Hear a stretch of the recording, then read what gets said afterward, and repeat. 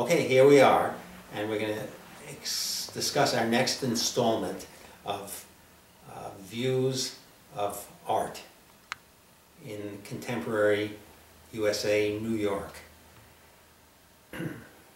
I tend to categorize, and I categorize the art that I'm seeing into two specific classifications. One is a feel-good classification, which is artwork that is smooth, lovely, something comparable to what you would see in an action hero film out of Hollywood.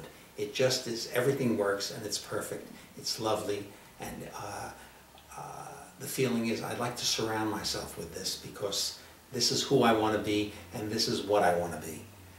That's a fantasy. The other category of art that I see is the painful sort, that has all the creases and all the breaks and all the unfortunate feelings that we experience in our lifetime, and is somewhat painful.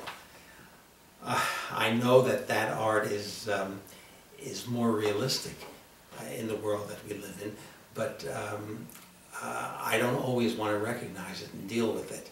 It's almost as if I'm thinking about the character of Hamlet. Now, Hamlet is a troubling person, and I really don't like him. And the reason I don't like him is he's probably very much like me. When I have to make decisions, when I have to go forward, I don't always know the way to go. Most people are probably like that. I don't know what to do. I have to think about it, I have to mull on it, I have to consider my decision. Whereas the action hero knows just what to do, and he's always right. He's perfect. That's the way my fantasy goes, and that's the way I'd like to be. But then again, it's not reality. So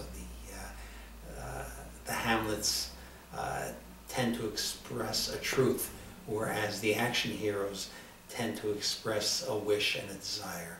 Now the question is, what are we going to surround ourselves with in our regular life? Are we going to surround ourselves with the fantasy and live the fantasy, or are we going to aim for the reality and try and absorb the reality of what this world really is?